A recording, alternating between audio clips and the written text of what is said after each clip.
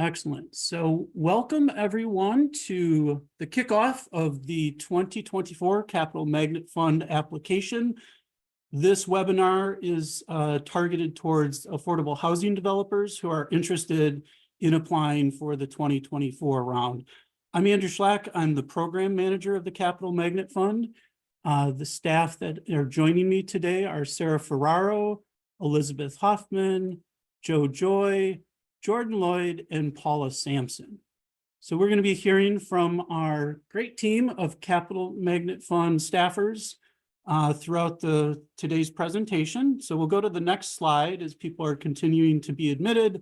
Just a couple of general Zoom meeting ground rules. We noted that this is going to be recorded and posted online shortly thereafter. So if you have concerns, please feel free to disconnect, and the recording will be posted on our website. A couple of things to just help the presentation go smoothly. We ask that people be on mute when you're not speaking and to have your cameras off so that it's not serving as a distraction to your fellow attendees. We're going to ask that all questions be held for the question and answer session. We have plenty of time at the end of today's session to ask questions. We're going to ask that those be also asked verbally if you're able to. If you're precluded from asking a question because it's too noisy where you're at, you can chat and one of the teammates will read your question orally before we respond to it. Just that, that makes the recording easier once it's posted online so that everyone can track what was asked. I'm going to ask that folks refrain from using, reaction buttons or anything that could be a distraction to our presenters, and that we've set the chat up so that it only goes to our sort of panelists, people that you can see right now on the CDFI Fund staff. So we'll be enforcing these rules. We hope we don't have to ask anyone to leave, but, we're just doing an announcement as a courtesy that if you are a distraction, we'll have to ask you to leave. So the next slide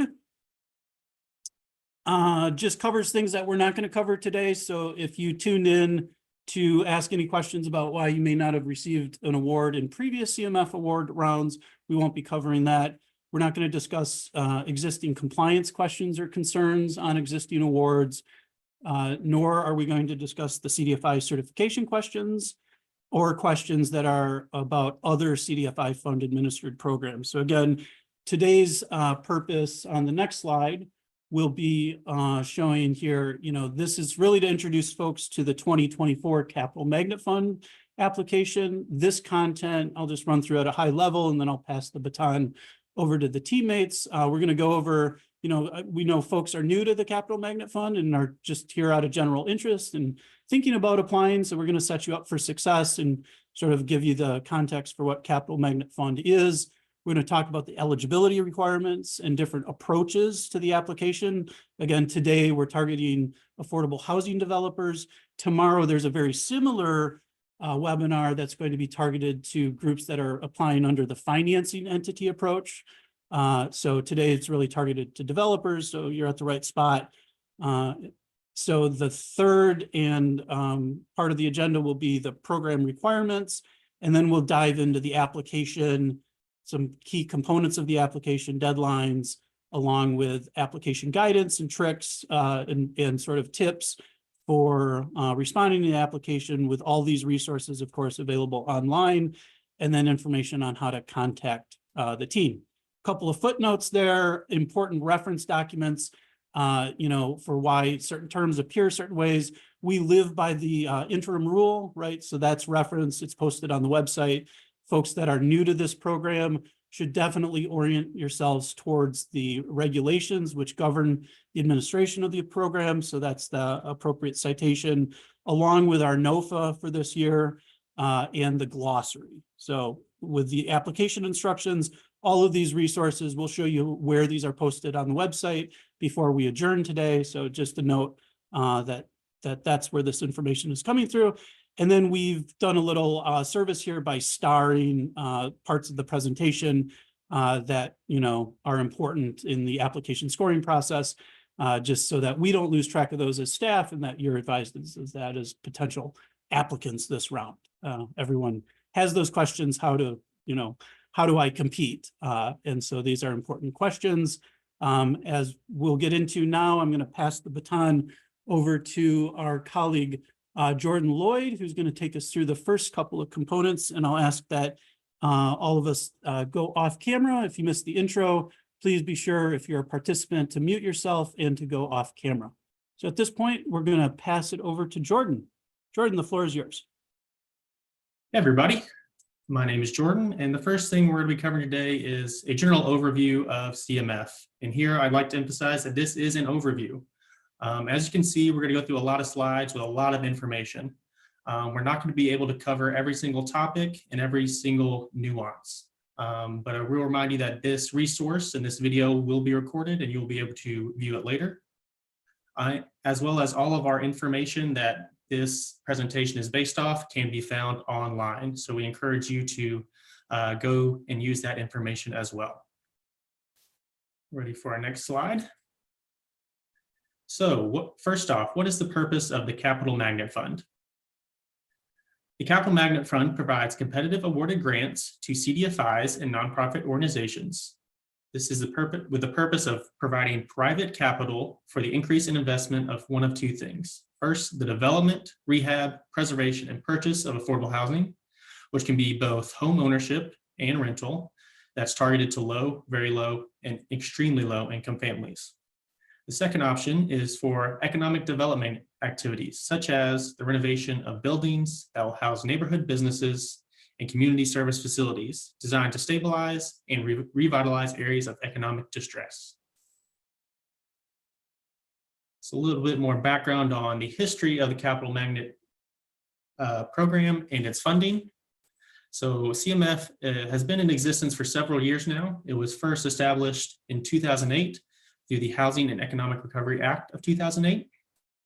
All of the CMF funding comes from allocations from the government-sponsored enterprises known as Fannie Mae and Freddie Mac. And prior CMF rounds were conducted first in 2010 and then has been annually conducted from 2016 to fiscal year 2021. After a short break in 2022, it returned last year in 2023. So this next round will be the 9th CMF funding round. So a few notes on program resources and topics. The CDFI Fund has its own CMF webpage, a fiscal year 2024 Capital Magnet Fund overview presentation back from December 2023, which provides a basic overview of the program. In addition, there are 6 other modules on the CMF webpage that provide a lot of really good overview information on key program requirements and topics. So we thoroughly recommend you checking out these modules. These modules include things like the introduction to the Capital Magnet Fund, CMF eligibility and program requirements, attracting capital through CMF, a good business strategy is key, affordable housing in CMF, and economic development in CMF. So again, you can find all of these topics and all these resources on our website, which is cdfifund.gov/CMF. So as we get going into the 2024 CMF round, there are a few changes from the NOFA from last year to this year. So these can be found in section 1.c. So the first change is the introduction of Title VI worksheet. So the CDFI Fund is requiring all applicants, as well as their prospective subrecipients that are not direct beneficiaries of federal financial assistance, to complete a Title VI compliance worksheet once each calendar year to demonstrate that they are complying with the Title VI of the Civil Rights Act. The second change is the attestation in lieu of management letters. If no management letter was issued for either of the applicant's 2 most recent historic fiscal years, the applicant will complete an attestation in the application in lieu of attaching a separate statement. So with that, we'll move on to our second point in the agenda, which is eligibility and CMF applicant approaches. So to be eligible to apply for CMF, an applicant must be either their first option is to be a certified CDFI, so a community development financial institution, that must be certified by the CDFI fund by the date the NOFA was published in the Federal Register and has not been notified by the CDFI fund in writing with a final determination letter that its CDFI certification has been terminated.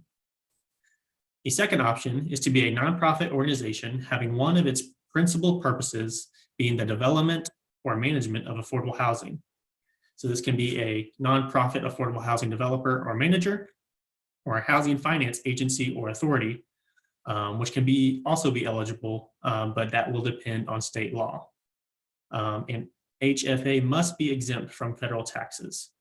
So if you are interested in this approach, be sure to reach out to the CDFI fund for more guidance. A few more notes on eligibility. All applicants must have been in existence as a legally formed entity for at least 3 years prior to the applicant deadline, as well as all applicants must submit audited financial statements for its 2 most recent historic fiscal years as the date of the NOFA. Certified CDFIs and qualified nonprofit organizations that are not eligible for CMF awards. So these include any 501c4 organization that engages in lobbying activities, any applicant that has defaulted on a CDFI fund loan within 5 years of the AMIS application deadline, as well as any applicant that is non-compliant or in default of prior CDFI fund awards, if as of the date of the AMIS application deadline.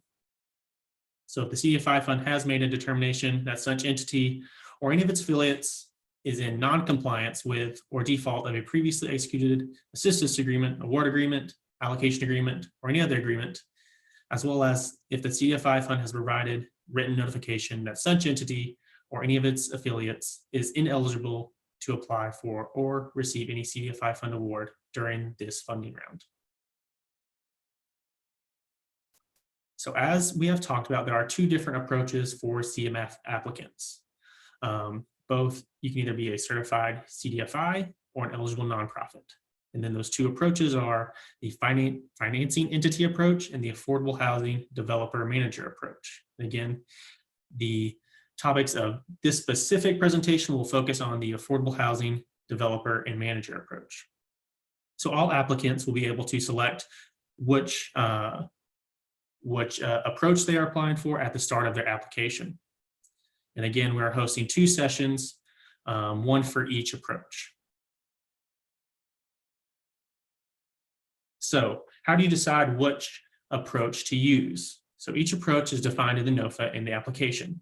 So for the financing entity approach, you should select this if you are an applicant that intends to use the CMF award to make arm's length loans and equity investments to individuals, families, and project sponsors for affordable housing and community or economic development. Now for the affordable housing developers or managers approach, this should be selected by applicants who have the construction, development, redevelopment, preservation, or management of affordable housing as their predominant purpose. An affordable housing developer or manager may own the housing that is developed, may own it in part, such as through a limited partnership. They may sell the housing it develops once completed, if it is single-family housing, or they may sell and continue to manage the housing if it is rental housing. Applicants should choose their entity approach based on their track record and proposed capacity in which they act to implement the CMF award. Applicants will be evaluated based on the entity approach that they select. For example, a CDFI that selects financing entity will be evaluated on its financing track record and vice versa. Most CDFIs should not select a developer or manager approach. However, CDFIs or nonprofits that intend to act as an affordable housing developer to execute the CMF award and have a track record as such may select the affordable housing developer or manager approach. In AMIS, which is our online application system, please confirm that the entity approach field in the program profile section is correct before you create your CMF application and continue any further along with that application. And with that, I will pass it on to Joe, who will take on the next section. Thank you, Jordan. The next section I will be going over is CMF program requirements. Next slide. So some general CMF requirements and limitations. The minimum CMF award request is $500,000. And in the last 3 funding rounds, the average award was $5.2 million. For all CMF awards, a leverage ratio of 10-1 is required. That means that each CMF award must result in eligible project costs, which consist of the CMF award dollars plus leverage costs, in an amount that equals at least 10 times the amount of the CMF award. For example, if the applicant is requesting a $1 million award, it would need to leverage another $9 million, resulting in $10 million of eligible project costs. Next slide. So next we're going to talk about leverage sources. Sources of capital leveraged by the CMF award may be loans from banks, program-related investments from foundations, low-income housing tax credit or LIHTC investments, funds contributed by the recipient, funds from a state or local government, or any number of other sources. Applicants and recipients are required to categorize leverage sources as either public sources or private sources. And some specifics are included on this slide and also in the various application guidance that we have on our website. Next slide. So there are 3 ways to leverage CMF. First is enterprise level leverage, which is not restricted for a specific property. An example of this is your organization's own capital. Second is project level leverage, which is restricted to a specific project at the time it is raised. An example of project level leverage would be an equity investment raised through LIHTC. Next slide.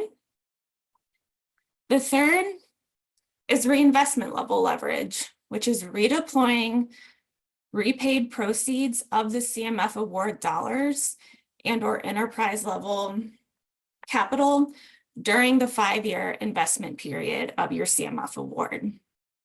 Recipients have the option to count reinvestment leverage to meet their total leverage multiplier. However, there's no requirement to use a reinvestment strategy to reach your leverage goals. So this is something that you'll be selecting during the application, whether or not you want to use this reinvestment strategy to reach your leverage goals. Next slide. So, as Jordan touched on, the primary objective of CMF is to finance rental and homeownership affordable housing projects. Rental housing may be multifamily or single family and can be scattered site developments. Home ownership is usually single family housing. Next slide. CMF awards can be used to finance affordable housing projects and economic development activities through 7 different eligible activities. All CMF recipients can use up to 5% of the CMF award for direct administrative expenses. Some of the most common eligible activities are a revolving loan fund and an affordable housing fund, but we do see applicants and recipients select all of these eligible activities in some combination or another. Next slide.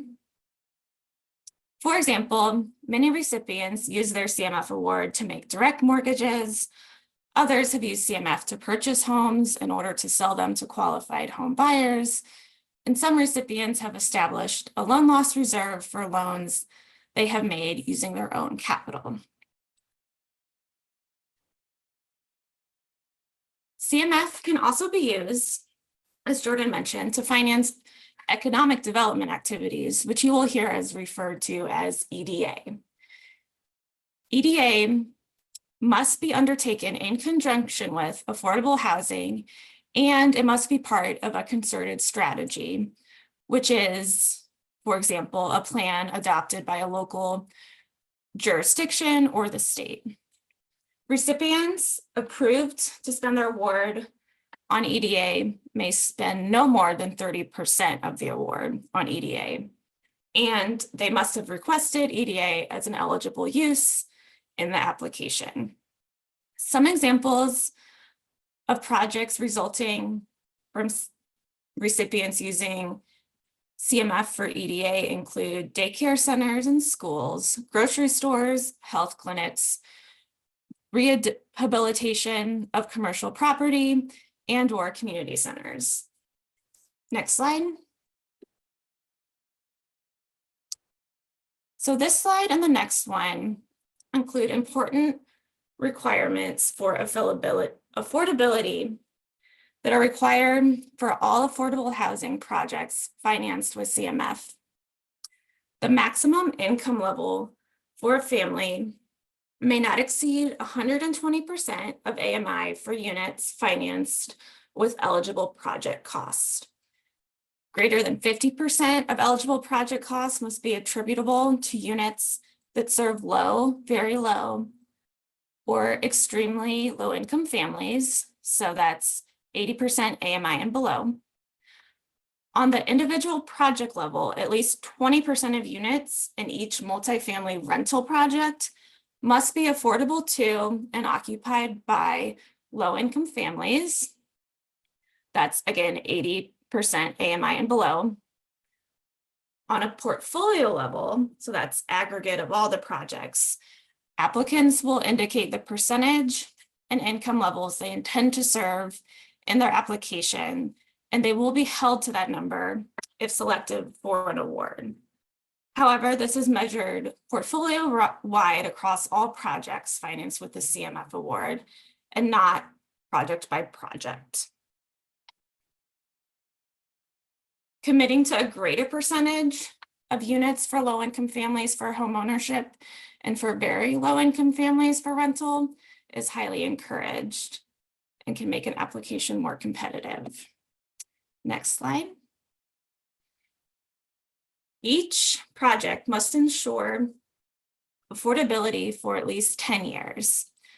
For rental housing projects, affordable rents are set using a formula similar to LIHTC.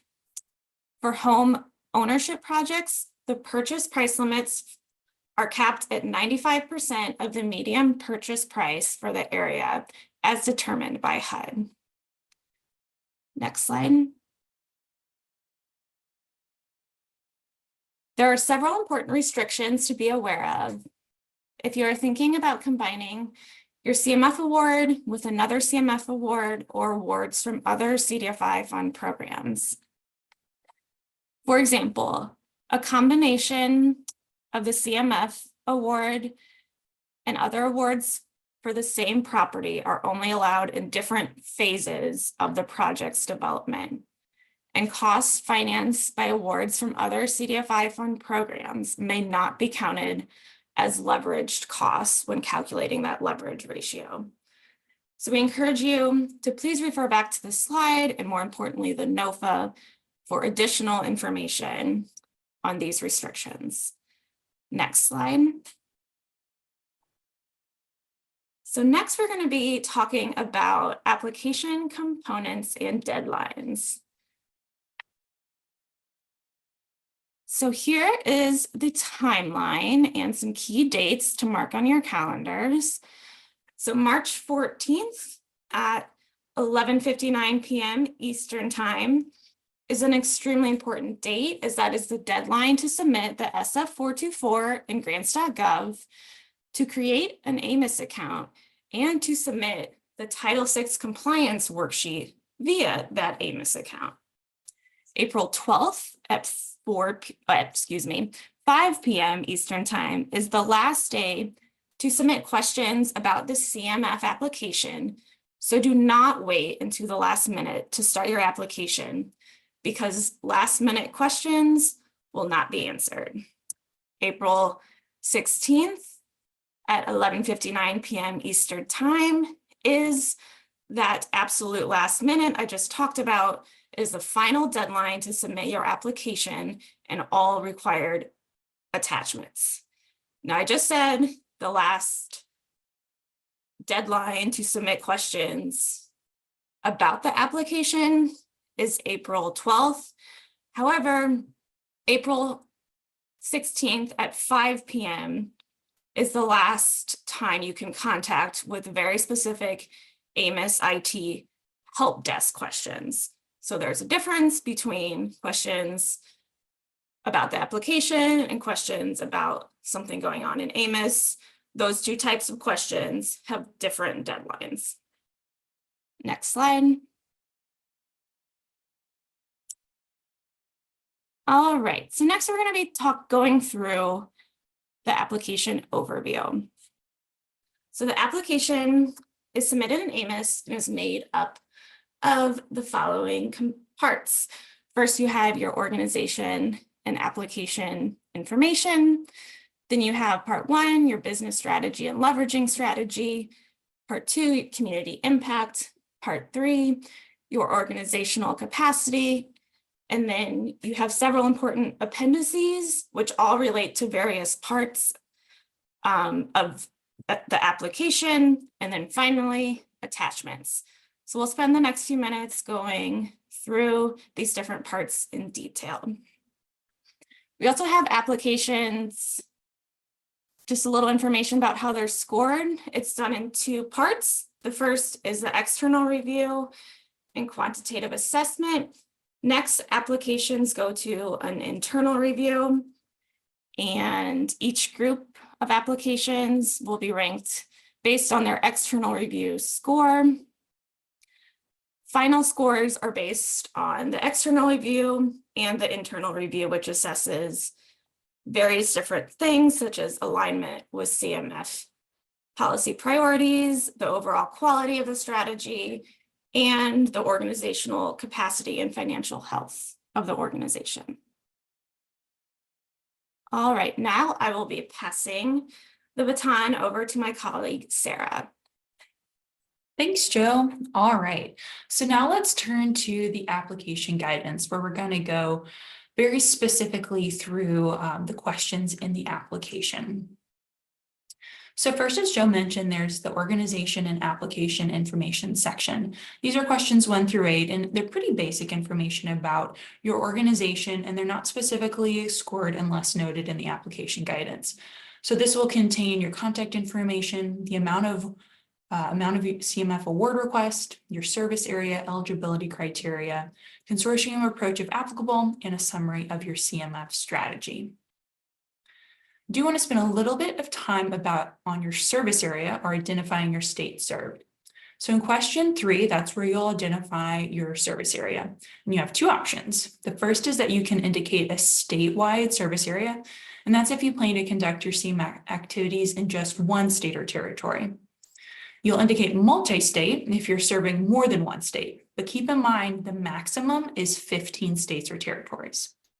Now, the states you select in question 3 will be used to determine your service award, but keep in mind if you're selected for an award, recipients will be allowed to use up to 15% of their award outside of that approved service area, and program income can be reinvested anywhere in the United States.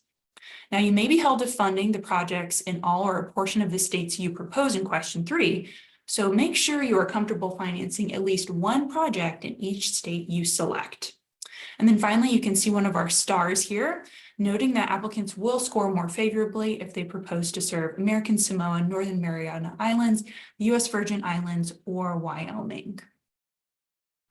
All right, and then the next part of the application is part 1, business strategy and leveraging strategy. So you'll see a nice summary of what this part 1 is about. We're going to go through each of these questions so you can look through this at your leisure.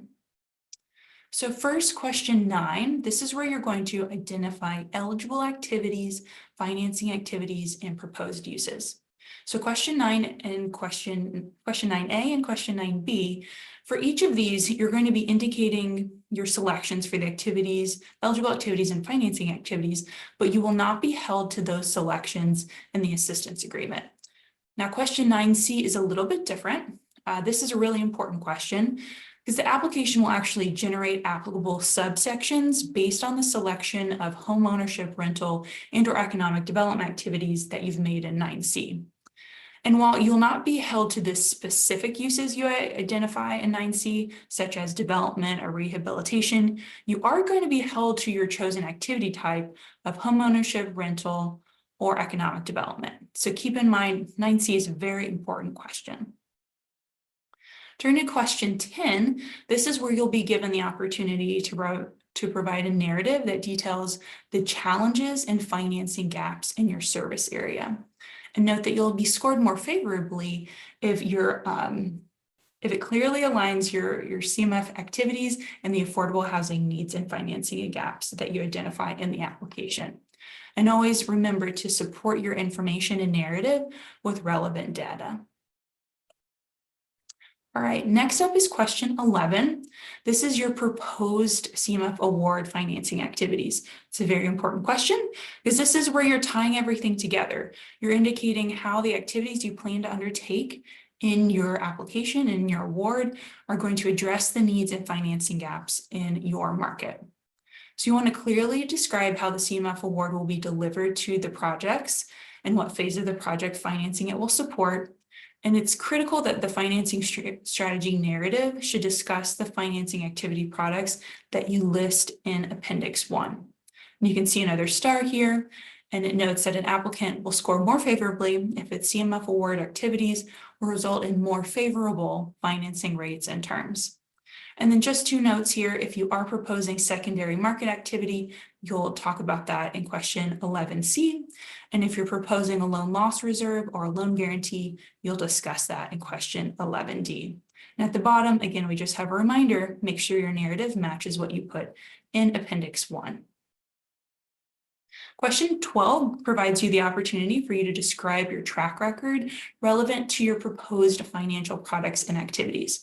So you'll discuss your experience in your proposed service area and in undertaking similar activities. And it's really important that your narrative mirrors and supports the information you enter into Appendix 2. We'll talk about that in just a little, but very important that the narrative and Appendix 2 data mirrors each other.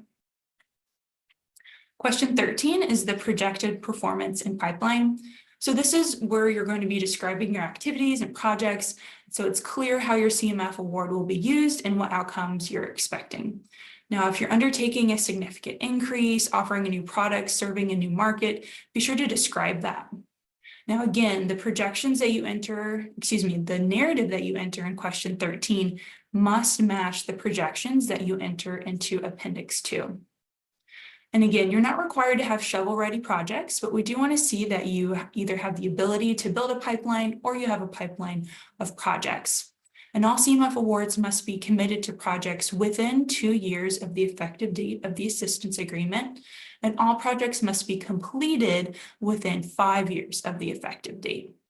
And again, not only do they need to match in Appendix 2 in question 13, it's also important that the pipeline that you mention in question 13 is also consistent with the projects you identify in Appendix 3. And again, here's your nice star. You'll score more favorably if your activities are achievable based on your strategy and track record, if you have a credible pipeline or can demonstrate clear demand, and for projects proposed, you have some financing sources committed, awarded, or funded. Now let's talk about these appendices that we're mentioning several times, because they're very important. Okay, so for Appendix 2, there's 2 different types of tables. The first type of table is track record tables. These are going to be tables A1, B1, and C1.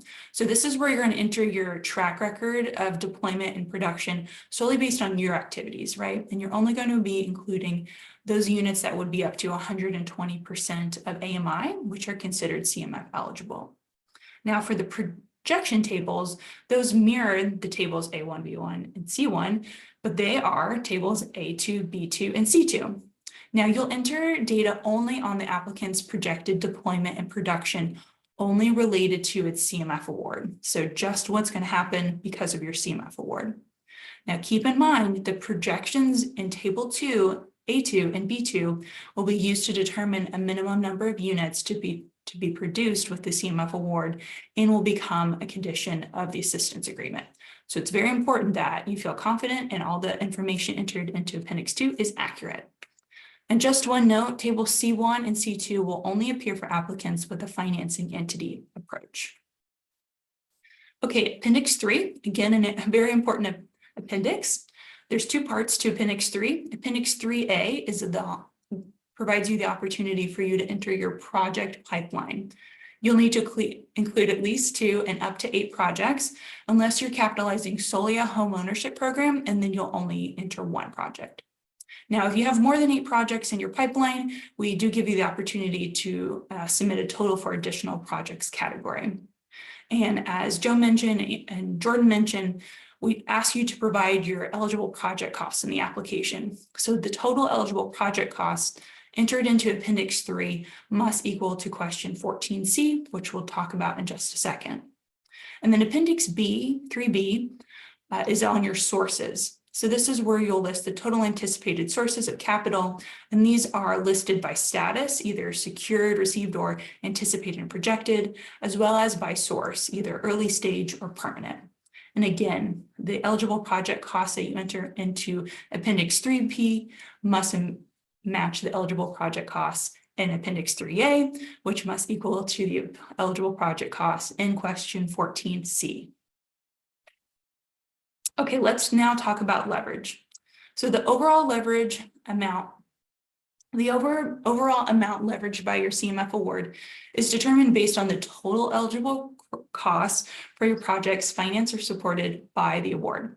We're not going to go into the specifics on what counts as an eligible project cost or EPC, as it's found in the application frequently asked questions. But just note that calculated EPCs cannot exceed the total development cost for any one project. Now, question 14, again, we talked about it, it's very important. This is where you're going to be entering your eligible project costs that will be supported by the CMF award. That's question 14C. Now, based on that, question 14E will be auto-calculated. And then in question 14F and G, that's where you're going to be entering the amount of your private sources and public sources. Then you'll go into the different specific types of leverage that Joe talked about earlier in the presentation. So question 15 is about enterprise level leverage. Now, if you're not proposing any enterprise level leverage, simply enter 0 for question 15. If you are proposing, then you'll need to enter the private and public amounts, and then you'll discuss your strategy and track record related to enterprise level leverage. If you do propose enterprise level leverage, you will additionally need to fill out Appendix 4. But if you're not, then you will not actually even see the Appendix 4 subsection. All right, question 16 is about reinvestment. So similarly, if you're not proposing it, simply enter 0. If you are, then you'll need to specify the different amounts of public and private reinvestment that you expect. And then with that, you also need to specify how much you plan to reinvest each year during the 5-year investment period in your strategy and track record. One thing just to highlight here, you're only going to include your projected reinvestment for projects that will be completed within the 5-year investment period. So that's very important to keep in mind. Okay, and finally, question 17, the last option of leverage, which is project level leverage. So again, if you're not proposing it, simply enter 0. But if you are, then you'll need to specify the sources that are from private and public sources. Then you'll also provide your strategy in question 17D and your track record in 17E. And rounding out part 1 is question 18 on adaptability. And this provides you the opportunity to give a narrative about your track record, adjusting strategy or pipeline due to changing market conditions, etc. And then here's just a nice summary of how you can be scored more favorably. And just to highlight, you're going to match your needs and gaps, and those will be aligned with your activities. You'll demonstrate your activities will result in more favorable terms and rates. You'll demonstrate that your activities are achievable based on your track record. You'll have a clear process for selecting the projects and a credible pipeline of projects. And you'll have a clear strategy for and track record of leveraging particularly private capital. And with that, I'm going to pass it to Elizabeth to take us through part 2. Great. Thank you very much, Sarah. Okay, if you are new to the Capital Magnet Fund, I'm sure some of this seems a little bit overwhelming. So congratulations, you've made it past the halfway mark. If we were in person, I would have everyone stand up and take a stretch break together. But since we're not, you can just stretch at your desk or in your car, wherever you might be happening to be enjoying this webinar. Just wanted to pause and again, highlight, as my teammates have said, that all of this information, the slides, the recording are going to be available on the website. All the information that we're presenting today in the slides is contained in a variety of formats. For example, the application instructions document resourced on our website goes through every single question exactly as you'll see it in AMOS with question tips. So today is just, we're giving a broad brush stroke here. There's a lot of details we don't have time to go into, but we will later, at the end of the presentation, take questions today and certainly be available to take questions throughout the rest of the application period. Okay, so as you are filling out your application, when you get to part 2, this is going to be different. It is about community impact. There's about 7 questions in this section, and you will tell us how your strategy leads to impacts. That is, of course, why we are all doing the work that we do. We want to see differences and changes in our community. As you are writing about your strategy, you will also support that with your track record. In this section of the application, we will talk about both geographic and income targeting, and then you'll have the opportunity to talk about community engagement and some more about economic development activities for those doing that activity. Next slide. Okay, so the impacts we are going to look at, this is in question 19. We'll see them on the next slide, but there are 7 total housing impacts that you can choose. You must choose at least 1, and you can choose up to 3. And with economic development, there are 2 impacts. For each impact you choose, you will then also either select a metric that we have provided of how you might measure that, or if you're measuring it a different way, this is a great chance to tell your story. And if you have an interesting way you're looking at energy efficiency of new construction, by all means, we want to hear about it here. Next slide. So these are the 7 possible affordable housing impacts you can choose from. You can see they range quite a bit, from improving financial stability and wealth building, all the way down to number 7. Last year, we introduced a new one regarding environmental carbon reduction and climate resiliency. I'm not going to read all these to you. You can come back and check them later. Next slide. The 2 impacts for economic development activities are increased access to goods and services or increased economic opportunity for families. And we can see a nice little daycare center in this picture. As Sarah and others mentioned, this is the daycare centers or community resource centers or food access points that you might be developing in conjunction with your housing. Next slide. Okay. We are going to talk now about rental housing specifically. So if you're only interested in home ownership, you can go get a drink of water. But for those interested in doing rental housing, there's going to be some geographic targeting. The little star here indicating, again, a place where you can get more points. And this is going to be looking at both areas of economic distress and high opportunity areas. There is a great link right there on the website. It's also, source listed out. We, the CDFI Fund, have taken all these census tracts in the country and indicated which ones fall into these areas of economic distress, rural, high opportunity, other areas. So as you're considering projects, it's very easy to go look it up. We also have our SIMS mapping system online.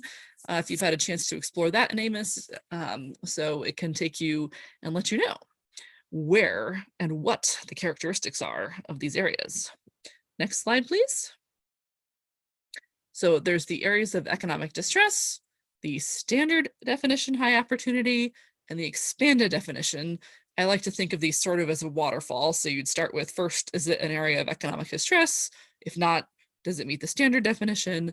And if not, does it meet the expanded definition? We'll go through each of those now. Next slide, please.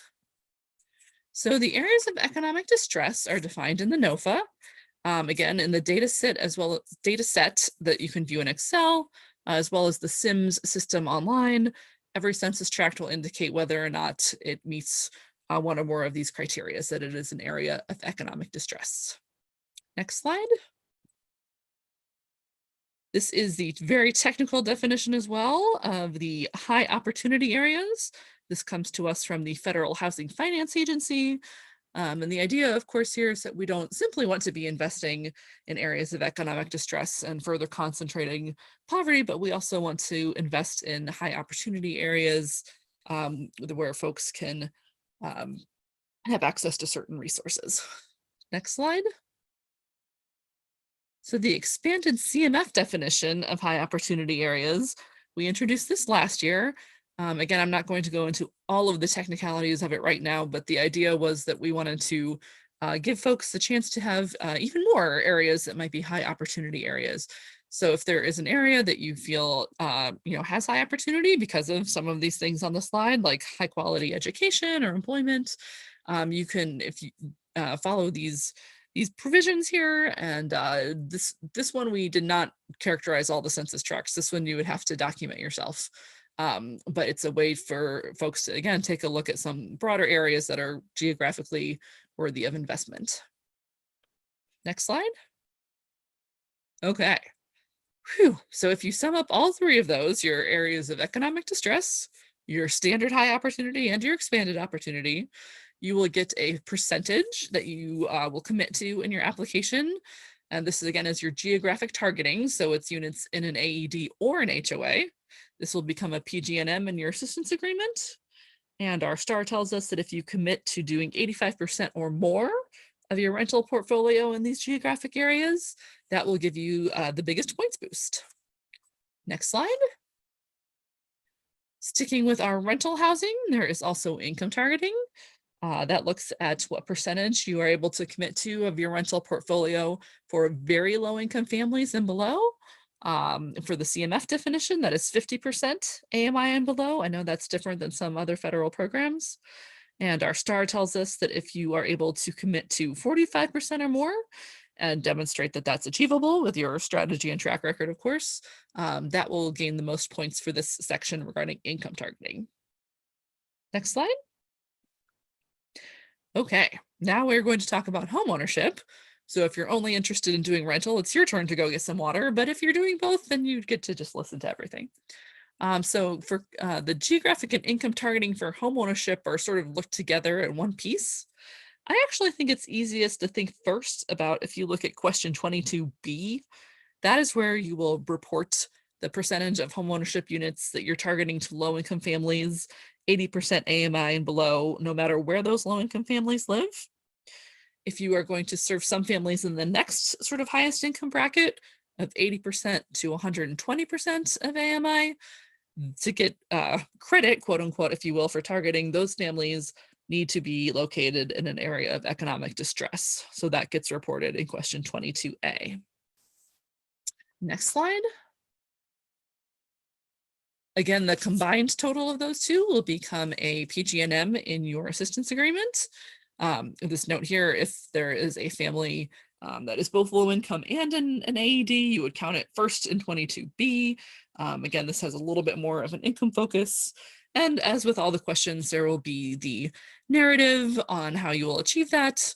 The top scoring percentage for this is if you are able to commit 100% of your home ownership to either low income families located anywhere or that next income bracket in areas of economic distress.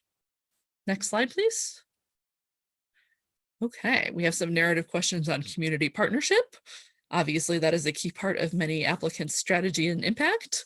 There's some more tips on that in the application instructions on our website. Next slide, please. We've talked a little bit about economic development activities as the third major type of category you could do besides rental and home ownership. You can use up to 30% of a CMF award for economic development activities. And so there are some technical definitions again on this slide that are also found on the website and the glossary and the instructions. But if you're going to do EDA, it must be part of a concerted strategy and in conjunction with affordable housing. So if you have more questions on those, you can ask them at the end of this presentation or through submitting a service request. Next slide, please. Our last targeting area and community impact is rural areas. Applicants will get more points if they commit to serving at least 10% of your award. This is in terms of dollar amounts in rural areas. The CDFI fund is using the rural designation from the enterprise duty to serve final rule. And again, this data set that we have linked here, rural is one of the characteristics that you can just look up any census tract and find out whether or not it meets this definition. You don't have to go do all the calculations yourself. Next slide. Okay, so here is our summary for part 2 of the different pieces that will result in higher scores. And, basically it's if you're able to target higher needs populations and areas, support that with your strategy and your track record, then that will get you more points. Next slide. With that, I will turn it back over to Joe. Thanks, Elizabeth. In this section, in this section, applicants are asked to identify and describe various components of their organizational capacity, which I'll be going over in detail in the next few slides. And just to note, appendices 5 through 7 are associated with the organizational capacity section. Next slide. Okay. So first, question 26 and appendix 5. They are essentially one and the same. Question 26 essentially tells you to go fill out appendix 5. In appendix 5, you will be filling out roles and responsibilities for key personnel who will be integral to managing a CMF award, and you will provide information on their experience and expertise. For affordable housing developers, be sure to include key personnel responsible for developing affordable housing, and if applicable, economic development activities, and key personnel responsible for portfolio management. For both approaches, be sure to identify key personnel responsible for building a pipeline of projects and for managing program compliance. Next slide. Question 27 focuses on previous awards and is linked to Appendix 6. Use the narrative for question 27 to describe your organization's experience managing federal awards and/or awards from other entities in the past 3 years, if applicable. And if applicable, in question 27D, you will be describing any experience you have managing past CMF awards. And this data will be displayed here, so you will be kind of speaking to that data. And again, we want the narrative to be supported by the data throughout the application. Next slide. Question 28 focuses on your organization's financial health. Use the narrative to describe your organization's financial health over the past 3 most recent historic fiscal years. Be sure to explain any weaknesses and corrective actions taken by your organization. Next slide. Question 29 focuses on portfolio health. Developer manager applicants will be describing their property portfolio. Be sure to describe key trends or changes in the portfolio, and the narrative should be consistent and refer to the portfolio data presented in Appendix 7. Similar to financial health, explain any weaknesses, and discuss how you are trying to improve any problem areas. Next slide, please. Appendix 7 requires applicants to provide financial data for the 3 most recent historic fiscal years. The data should align with the audits for the applicants' 2 most recent historic fiscal years. So you'll only be attaching 2 audits, but in this appendix, you will be providing us 3 years worth of data. Next slide, please. All right, so here, Table E will only apply to financing entities. As an affordable housing developer manager, you will be completing Table F, the property portfolio tables. Here you'll provide data on your property portfolio for the 3 most recent historic fiscal years. And only developer manager applicants who have a rental property portfolio under management will complete this table. So if you're only doing home ownership, you will not complete this. Next slide, please. All right, so I kind of breezed over the stars on the previous slides because we have this nice summary slide here. So in summary, for Part 3, organizational capacity, an applicant will be given more favorable consideration in scoring if it presents strong qualifications of its key personnel, demonstrates success in administering federal awards or other programs with complex compliance requirements, demonstrates strong financial health and favorable audit results, and demonstrates solid portfolio performance. Next slide, please. Appendix 8 is for application attachments, which are also very important. You can refer back to this slide for more detail or in the application instructions. Make sure to include all required attachments before submitting the application in AMIS.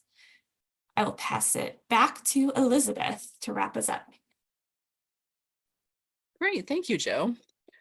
Real quick, we're going to pause for a pop quiz. You can see if you know the answer to these items as I ask them. The first question is, what is the first deadline for the CMF round? The answer is March 14th.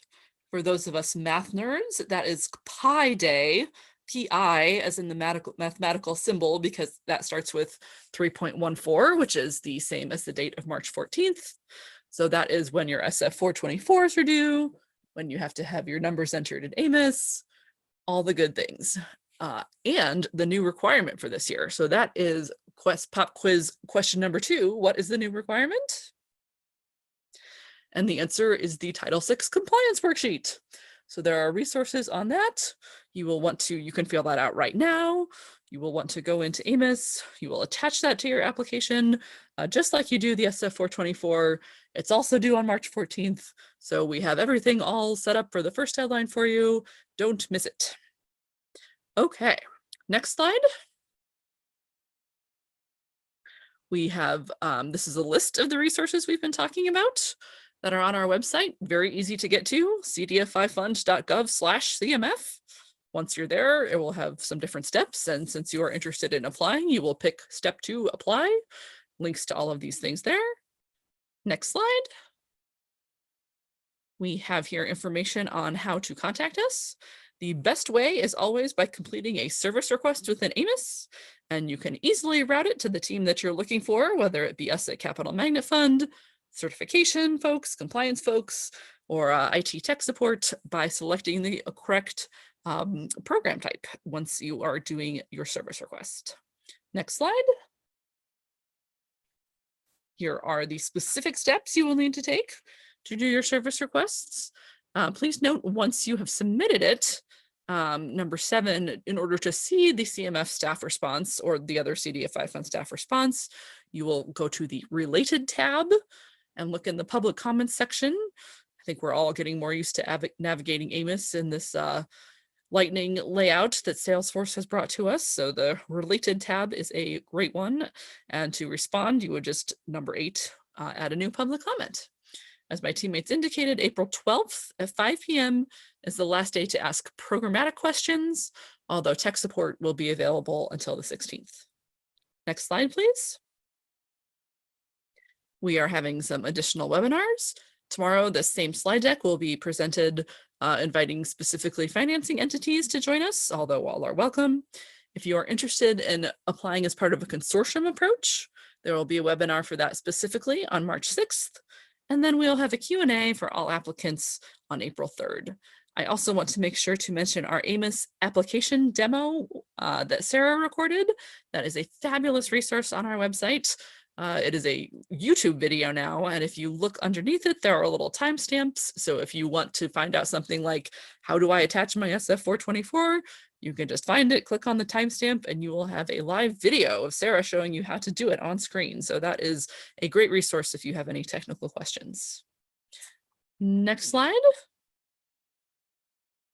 Okay, as we move into our Q&A session for today, we are going to ask you to raise your hand, raise your virtual hand, that is, using the Zoom hand raise button. I believe it is under reactions. And then please wait. I will call your name and ask you to unmute your line. You are welcome to turn your camera on when you're asking your question, but it's not required. Please do not put a question in the chat unless you are not able to tune in and ask it verbally. It's just easier when everyone can hear the question together. And if we end today before your question is answered, please do submit it via a service request. Next slide. Final reminder that we are not going to be talking about these things today. And so with that, we will end the formal presentation. I'm going to ask my CDFI Fund colleagues to join me coming back on camera so that you can see us as we work to answer your questions. And I see we already have our first question hand raised. Ayoko, will you please unmute and ask your question? Yes, hello. Can you hear me? Yes, we can. Okay. Yes, thank you for this very helpful presentation. I was late, so if you've covered this already, I apologize, but the recipients of the affordable housing, do they need to be legal documented residents? That is an interesting question. I do not know the Or is answer. it just AMI? I'll try to take that. We do not have a restriction one way or the other. So it is, I would say the regulations are silent on that. It may be a local policy or such, but that, other than researching that a little further, I think that's the best I could do on answering that one. Thank you so much. Appreciate it. You're welcome. Elizabeth, I did have one question come in via the chat from someone who's in a noisy environment. Sure, Joe, do you want to go ahead and ask that for us, please? Sure. So the question is, can you help me understand what, quote, resulting in more favorable terms and rates means in the context of an affordable housing developer who is using the funds to directly develop housing? That is a great question. When we're talking about more favorable terms and rates, we mean compared to local products that might be available in your market through other banks or financial institutions. You know, perhaps they're offering high interest rates of 8–10%, and you might be able to offer a product at lower rates, or again, terms, perhaps local financing opportunities only offer a 2-year term and you're able to offer a 3-year product. So in the more favorable rates and terms refers to pieces like that about the specific financing vehicles.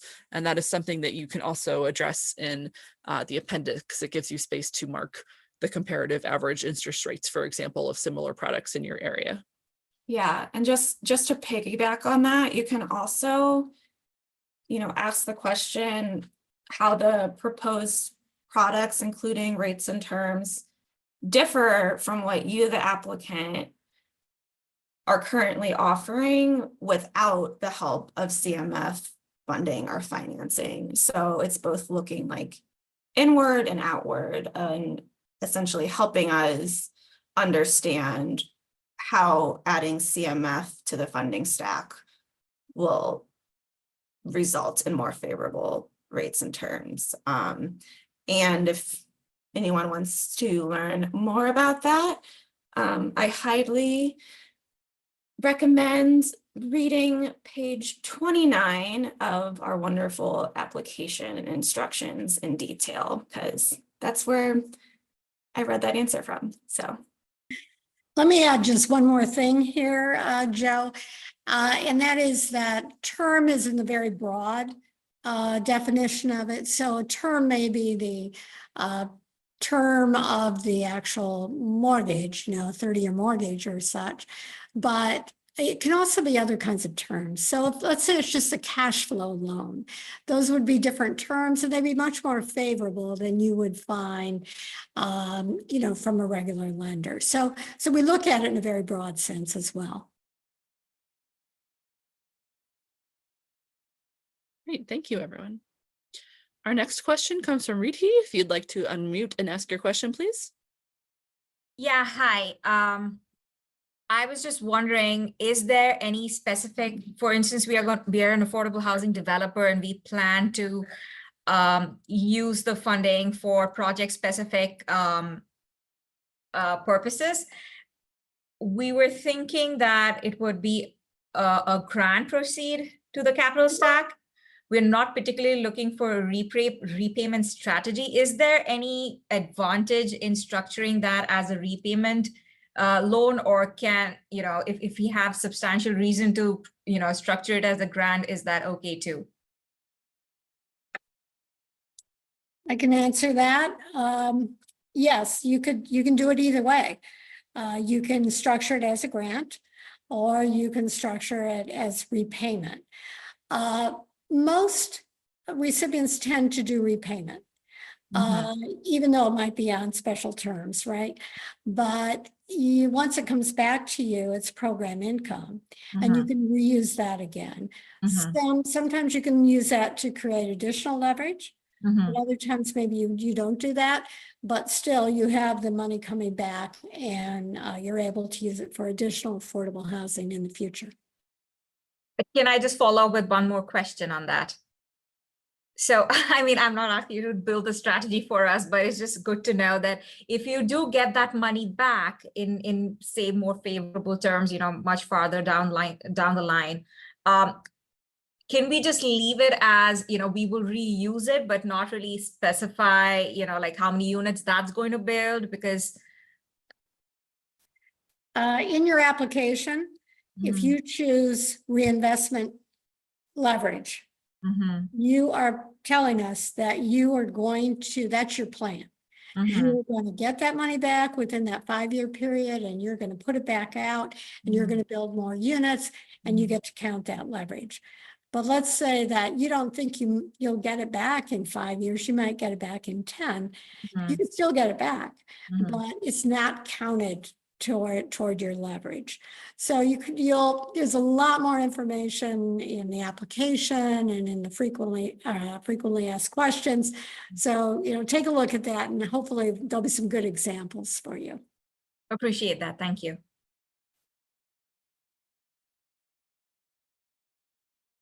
Great, thank you.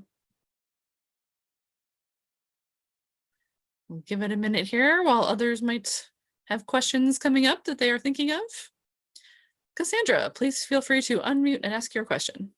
Hi, to add to Riti's question, how can you provide examples of how these funds are recycled for homeownership projects over a 5-year term if we're considering using these funds for construction, but it's one like a condo project that's built all at once?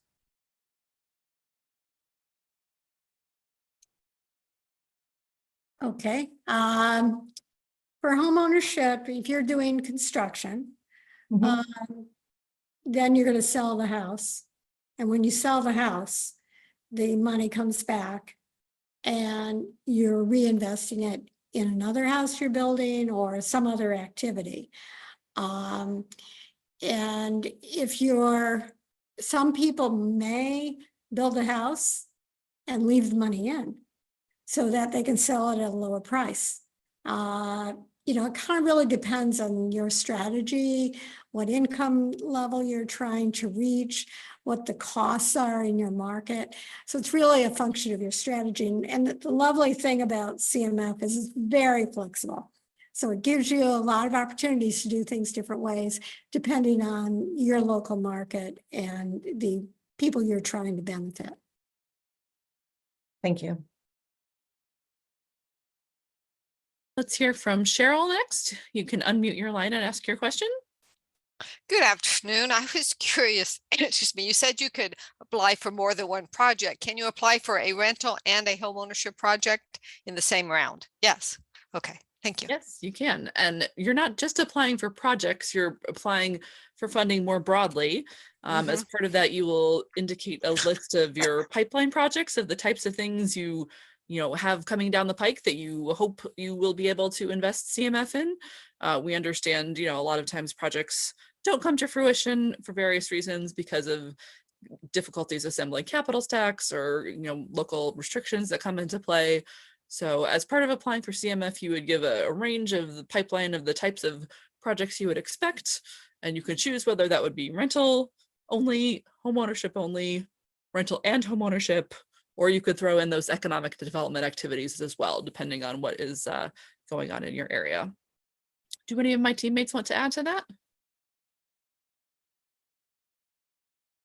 I think that's a good explanation. I would just chime in that, basically when we look at your application, we're looking at the capacity to deliver on the projections that you're making based on, your track record and your pipeline.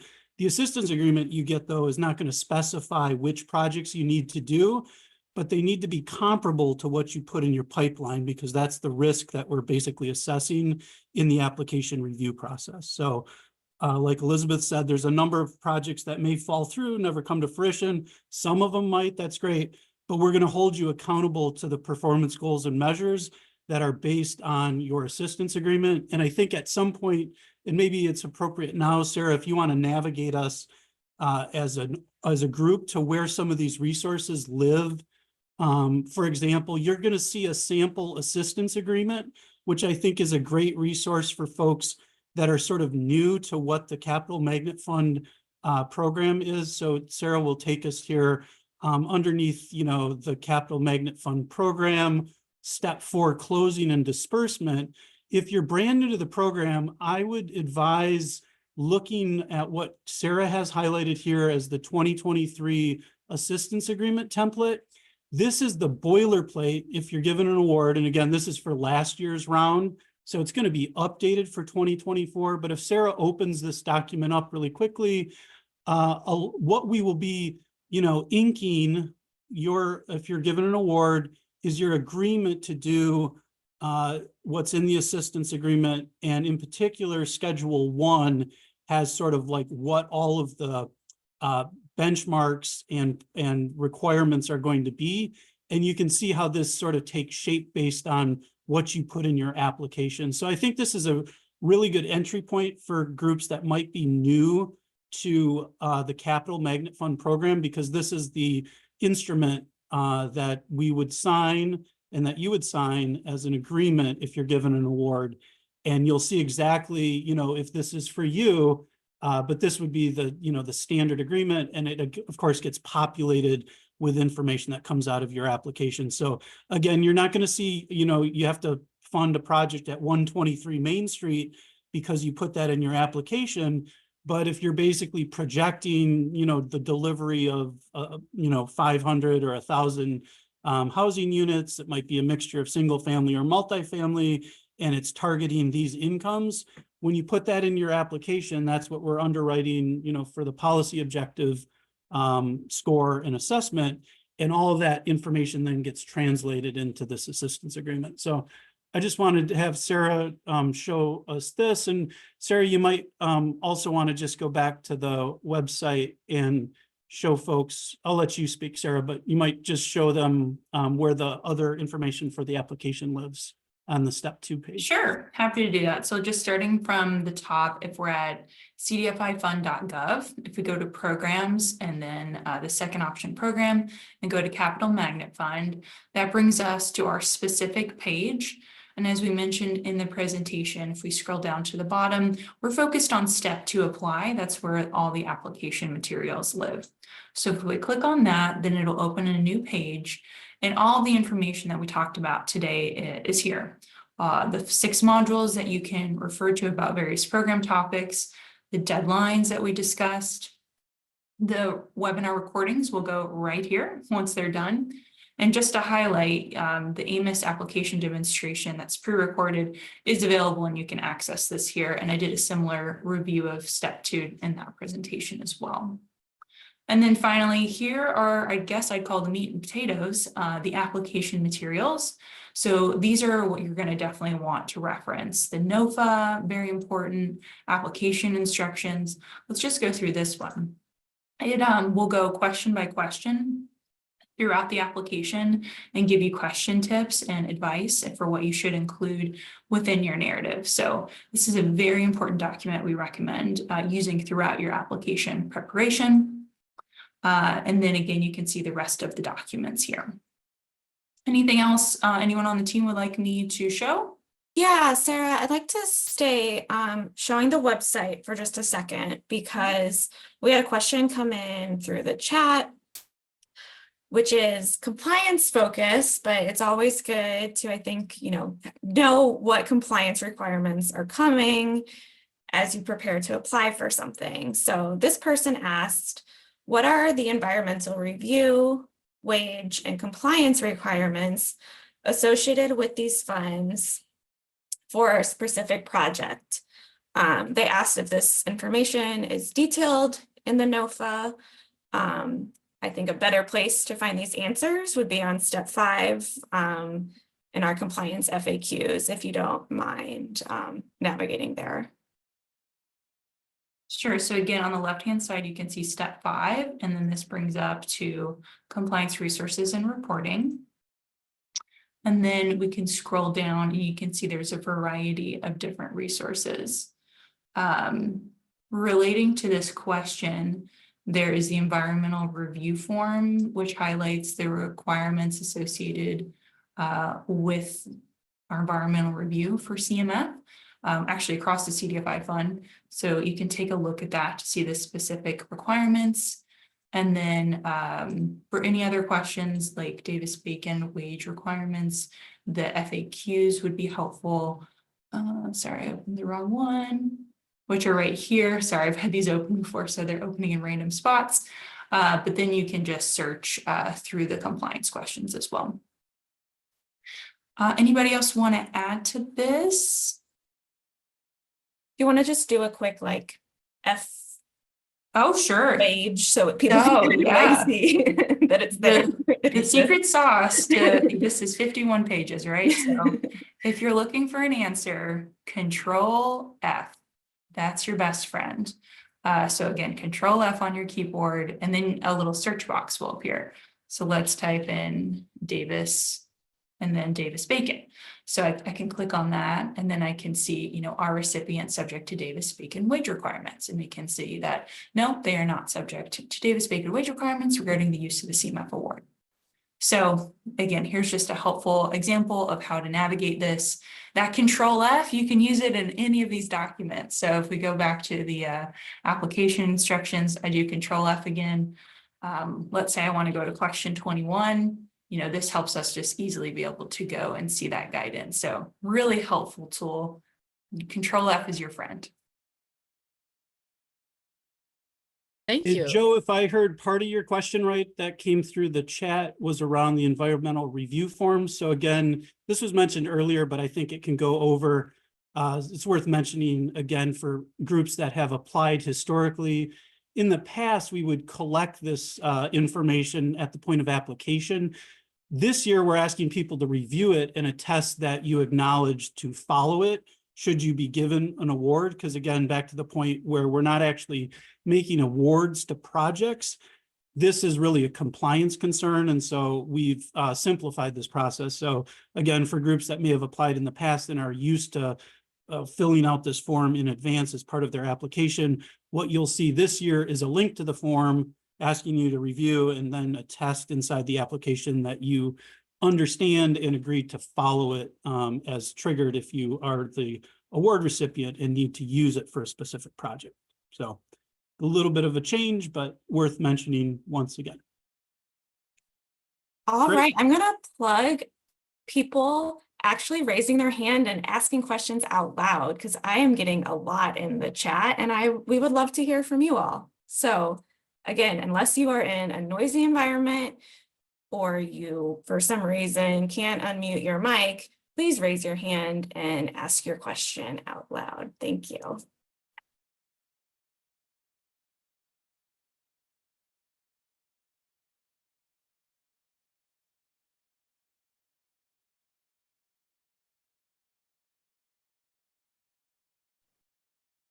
Excellent.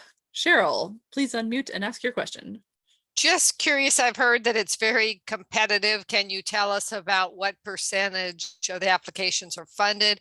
And also if, say, someone applies for 7 million, but maybe it's for relending or something like that, do you sometimes reduce it but still give them an award? Yeah, I'll answer that question. So, we publish in our NOFA sort of the target that we are planning to obligate for each round. This year, it's around 245 million. That's sized accordingly to the allocation that we get from Fannie and Freddie based on the allocation formula that goes to capitalize the Capital Magnet Fund program. And so this year's pot of money that we're targeting is around, 245 million. So historically, what we'll do is, we basically have, based on supply and demand, and these are rough numbers, right? It fluctuates year to year, but it's competitive in that we sort of have 30 cents to award for every dollar that's requested. Now, that doesn't necessarily translate to, we fund 30% of the applications.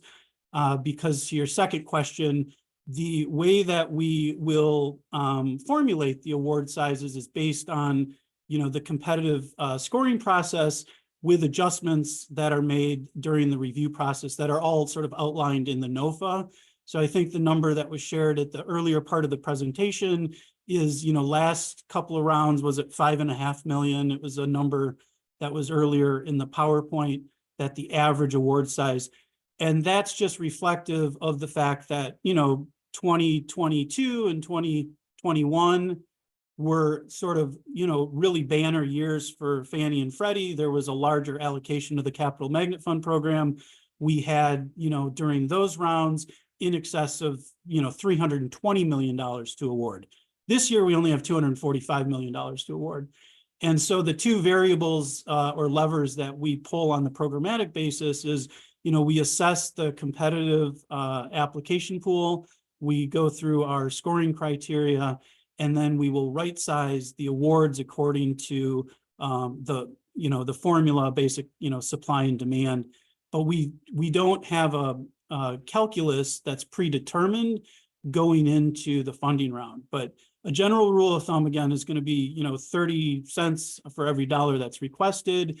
If you look back at the history of the program, again, we're dealing with, roughly 2/3 of the amount of award money that we have to obligate this year.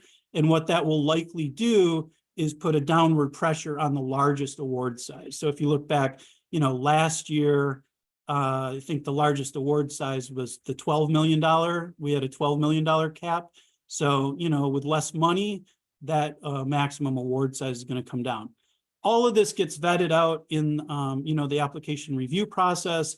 So we encourage everyone to think strategically about how you're able to deploy the funds, because that's the risk, right, that we're reviewing as an application review team.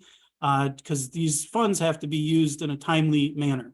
And so as you're putting together your pipeline and your application, you know, it's based on your track record, capacity management, all the variables that the team talked about today that are articulated in the NOFA.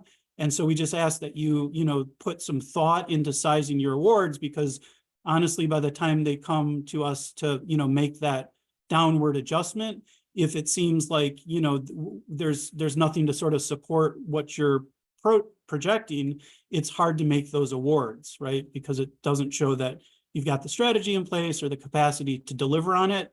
And as the program team and, you know, the stewards of this really valuable and scarce federal money, it's really special, you know, the way that groups are using this to plug project, you know, financing. And, you know, we said the projects don't have to be shovel ready, but we need, you know, strength and evidence that your pipeline, if we make the award, is going to get deployed during the tenure of the performance period of the investment period, which is essentially, you know, within the next 5 years, with commitment deadlines that come sooner than that. So it's a bit of a long answer, but it's because we don't really have the specific math worked out.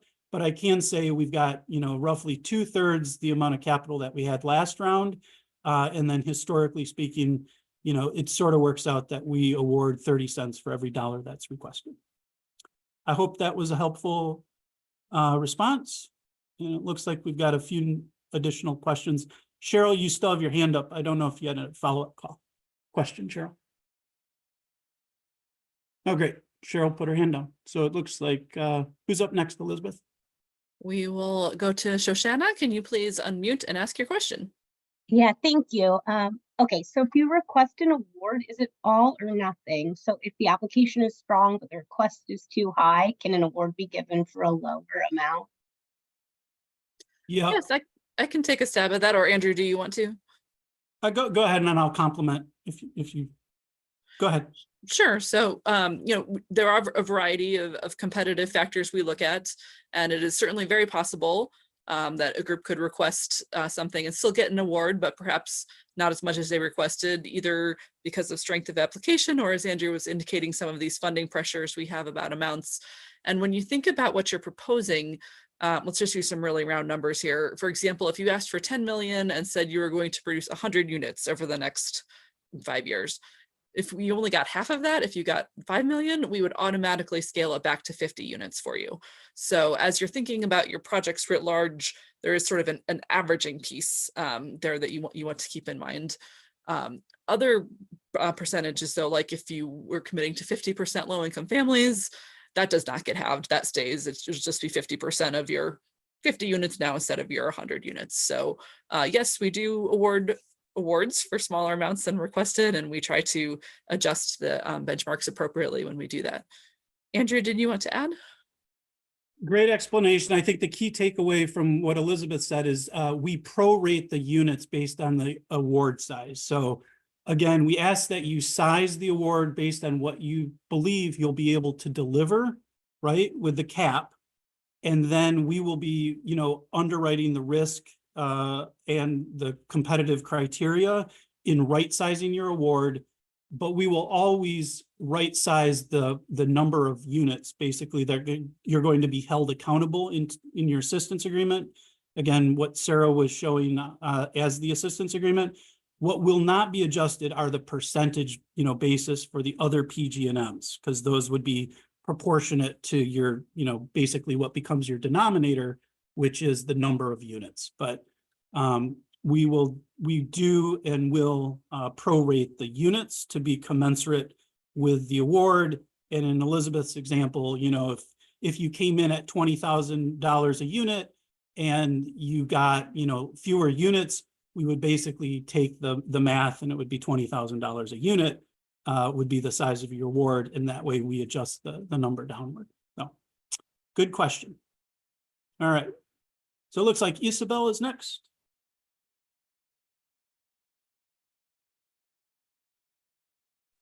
There you go.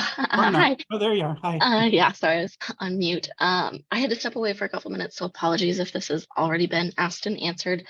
I was just hoping for some clarification around the timing. I know that projects have to start within 2 years of the award, is it possible to request funding for projects that have already broken ground? I can take this, and if anyone would like to add to it, they certainly can. So we generally encourage, folks to put their pipeline forward based on what they expect over the next 5 years, right? Because all projects need to reach completion with 5-year period. As a part of our assistance agreement, there is a 36-month look back period. So you are able to include projects that have already broken ground, but they cannot have reached completion ahead of the award announcement date. Now, of course, we don't know when that award announcement date is going to be for the FY24 round. So that makes it a little bit hard to use that flexibility given you're not sure when that date's going to be. So again, there is that 36-month look back period, but the project cannot have reached completion prior to the award announcement date. Paula, anything you would like to include on that? Just one clarification, Isabel. You mentioned starting a project within 2 years. You just have to have a commitment. You have to have your funds committed to projects within 2 years. You don't have to have started them.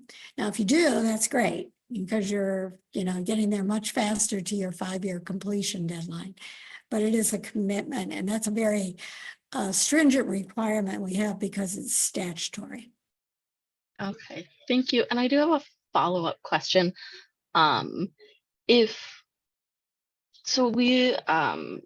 We applied last year and were denied, and I'm wondering if we can apply for the same projects that are currently under construction, not planning to finish construction anytime this calendar year.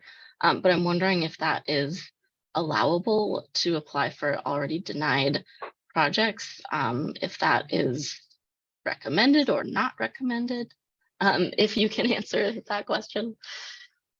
Yeah, remember that we're not approving specific projects. We are not underwriting projects. Now, if you would have gotten funded for that project last year, and then you asked for it again this year, we might look at that, why. But for the most part, in your case, these are projects that are still ongoing, and maybe you're gonna do the permanent financing instead of the construction financing. So it makes sense that that project would still be ongoing. And then you have the other alternative, which Sarah mentioned about the look back period. I wouldn't weigh everything on the look back period, though. I think that is you have to time it just right, and it's really meant for something that you want to finish up, or maybe the gap got bigger than you thought, and you use CMF for that. But I wouldn't use it as your strategy. Okay, thanks. And maybe to build on the question, because this was really about like, hey, I didn't get an award last year. However, let's look at the same pipeline because that is still what I'd like to develop as a developer. That makes a lot of sense.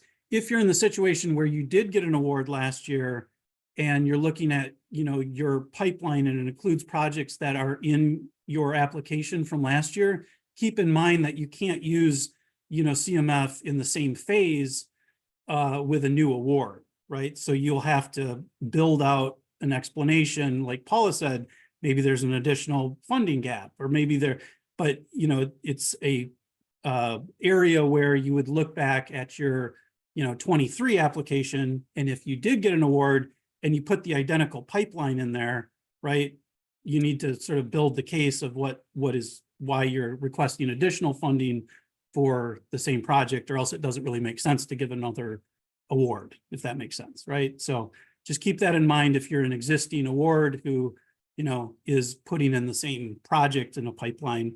I think Isabel's question was just dealing with the fact that you didn't get an award last year. So I just wanted to clarify that response. Great. Joe's got a question, maybe, or an answer. Or at least your hand is up. Yeah, so I'm raising my hand on behalf of someone who is on a train and cannot speak up. So this question is there real life examples of how CMF fits into project capital stacks anywhere that can be viewed? Question mark. So the short answer is no, there is not. However, our FAQs do have some good, not real life, but good illustrative examples. And I would also say that our award books for previous rounds are available on our website. We're not going to stop you from networking with your peers, learning more about how someone else used CMF. Anything else from the team on this question?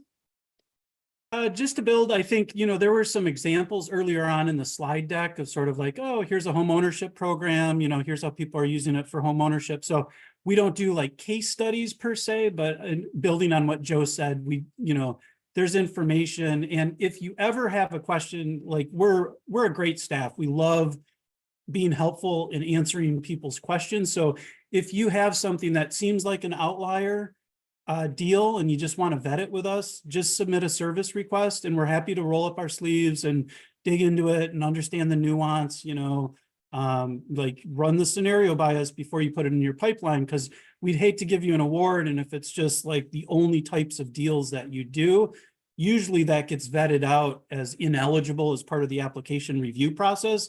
But I want to go one step before and help you save time. Like if you've got a business model that's incompatible with the way the Capital Magnet Fund project eligibility is structured, like, hey, I'm just doing, equity investments to buy out general partnership interests or something that we, don't contemplate as an allowable activity, we can help, you discern whether or not Capital Magnet Fund is a good fit for you. And we'll only be able to do that if you reach out, via a service request, you've looked at the guidance and you don't find the answer.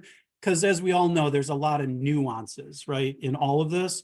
And we would love to help you, discern whether or not what you're thinking of is going to fit the box before you spend the time applying. So this was, the kickoff call to sort of like open that door for everyone. So just put a plug in there if we have not answered your question and you have a specific project activity that you want to run by us.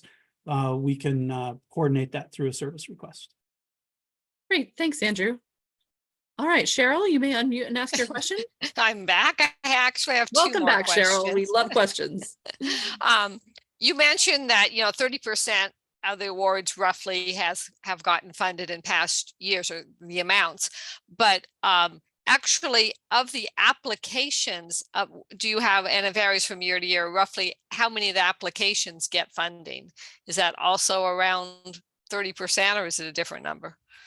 Yeah, that holds true on both the dollar basis and on the number basis. So if you look at our award book from last year and you compare it to our demand number, we made, off the top of my head, 52 awards last year.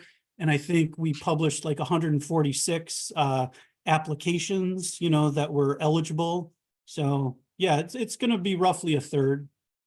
And that bears out most years. Yep. My second question is, I know the award is generally a grant, but do you ever take collateral until the project's finished, or no? Okay. No, you can review our assistance agreement is really the instrument that we're using between, the federal government, the CDFI fund, who's making this award, and your organization as the recipient. How you ink the deals with the projects and transactions that you choose to fund with your award. Those terms and conditions, exist between you and your borrower, if you will, or recipient, right? You're our recipient. The instrumentality that we use is our assistance agreement. And those are standard terms and conditions in our assistance agreement. And they're really not subject to negotiation. So we're never going to come in and take, collateral on any underlying assets to secure our grant or anything. And that's, pushed down to you as the local custodian or administrator of the award itself. Great, this has been a really great discussion. Thank you everyone for your questions. Again, remind you, if there's something you are burning to ask, please do so verbally. you can click the little reactions button at the bottom of your Zoom screen and use the little yellow hand icon to raise your hand. We'll give it another minute here to see if some other questions come in. Or any more questions from a train? Joe, no? Not that I can see. They all come in like one big thread, even though they're from different people. So if I missed a question you sent me, please resend it.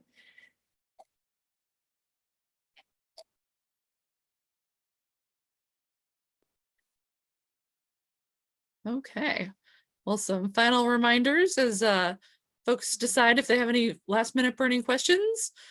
Your key deadline that we're marching towards, the first deadline coming up here again, is March 14th. By that date, you need to have submitted your SF424 in grants.gov. If you have not done that yet, please hop off the call and do that immediately, just in case there's any delays or troubles. Every year we have a couple folks who aren't able to submit it on time, and it is so sad. Our hands are tied. We cannot give exceptions except in very rare instances. So you could absolutely submit that now. One of the questions on the SF424 is how much money you're going to request, and you can change your mind on that. So just put in your best guess right now for the SF424. If you want to change your mind later in Amos, that's all good. You need to have your Amos account created by March 14th. You need to have your UEI and EIN numbers. They need to match your UEI and EIN numbers in grants.gov, very important. And again, this year we have the Title VI worksheet. That will be an Amos account. I know for sure that if you are an authorized representative designated as an Amos contact, that you'll be able to fill that out. So we had a question come in earlier from someone who might have been having a little trouble, and I would advise you to see if your authorized representative who's designated can access that. But once you complete that by March 14th, you will attach it in your application, just like you attach your SF424. So that is, I think, the biggest new item for this year. I'm not seeing any final questions, so I will turn it over to Andrew to close out the meeting. Awesome. Well, fantastic. Great job, everyone. We're thrilled that folks are interested in this program. It's really a jewel of, federal affordable housing resources, and this is an incredible team to work with. We're here to support your success. So please, to underscore, reach out, ask questions, service requests, the best way to, get this information out. And then secondly, keep in mind what Elizabeth said about deadlines. It breaks all of our hearts, when folks miss a deadline. I like to say there's no extra credit for being the last, group to actually get your SF424 in, or, the last application in does not get extra points. So just encourage you to submit and file early. The team's here to support your success. As mentioned, there will be a series of webinars that are also upcoming. They're currently on the schedule. So Sarah we can put it in the chat, or folks know how to get to the CDFI Fund website. All of those dates are posted online, but maybe as one last piece of this recording for anyone who may have skipped to the end, Sarah can bring up the screen again and show everyone all these key dates, or there's the link. And I guess if I just did it really quick, there it is. So again, tomorrow we're going to be doing a similar content, but this is for financing entities. So if you tuned in today, don't feel like you have to tune in tomorrow. And then the next one I think folks will be interested in, if you have questions on the consortium approach, that webinar will be on Wednesday, March 6th. And then the question and answer for everyone, all applicants, will be April 3rd. And again, that's just a couple of weeks before the application deadline itself. So in between now and then, if a question comes up and you've researched the guidance and you don't have the answer, we're here to support your success. And once again, thanks everyone on the team and everyone for your participation. And this concludes today's webinar. Hope everyone has a great afternoon. Take care.